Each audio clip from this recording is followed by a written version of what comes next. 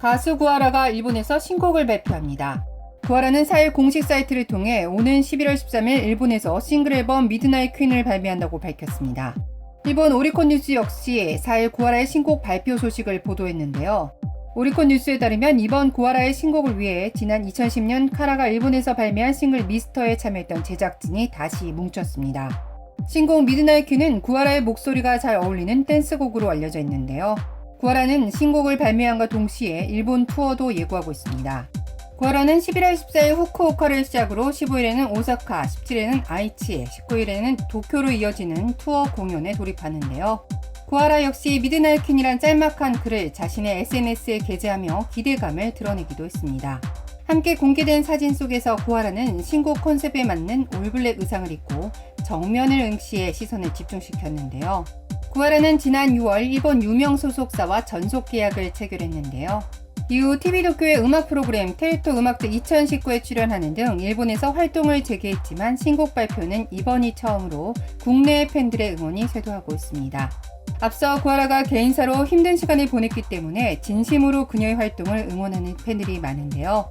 걸그룹 카라 출신의 가수 겸 배우로 활발한 횡보 중에 있던 구하라는 지난해 9월 전 남자친구인 최종범 씨와의 갈등으로 세간의 이목을 집중시켰는데요. 다름 아닌 전 남자친구인 최 씨가 구하라를 폭행 혐의로 경찰에 신고하면서 모두를 놀라게 했죠.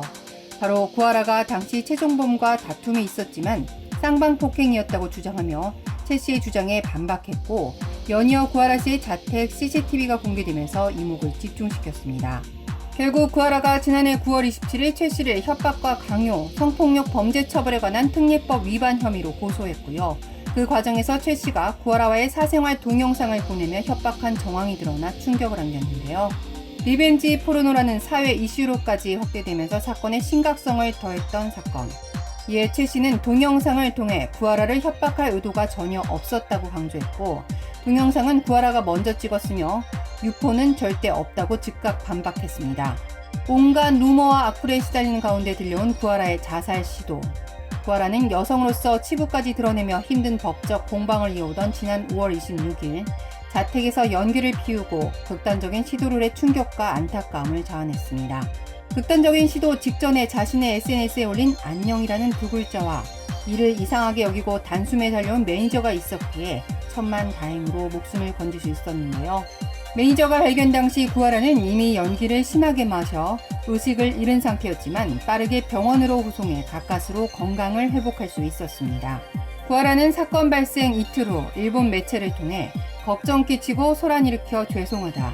여러 일이 겹쳐서 마음이 괴로웠다며 이제부터 마음을 강하게 하고 건강한 모습을 보일 수 있도록 노력하겠다고 심경을 전한 바 있는데요. 전 남자친구인 최 씨에 대해서 지난달 29일 재판부는 상해와 협박, 강요 혐의 등에 대해서만 징역 1년 6개월에 집행유예 3년을 선고했습니다. 유죄 판결이지만 실형은 면한 셈인데요. 또 세간의 이목을 집중시켰던 몰카 촬영 및 유포 혐의에 대해서는 무죄 판결이 내려졌습니다. 구하라 동영상을 갖고 있다는 말을 언론에 흘린 것만으로는 유포 미수죄가 성립하지 않는다고 판단된 건데요. 몰카 처벌 기준을 이해할 수 없다며 대중들은 반발했고 구하라 측은 즉각 항소할 것이라는 입장을 밝혔습니다. 최 씨의 선고 당일 구하라가 자신의 SNS에 코믹한 표정의 셀카를 게재하면서 오랜만에 환한 미소를 선보여 시선을 끌기도 했는데요. 개인사를 뒤로하고 다시 밝은 모습으로 돌아온 구하라. 솔로 가수로 전성기를 다시금 되찾을 수 있을지 그녀의 일본 활동 성과에 기대가 모아지고 있습니다.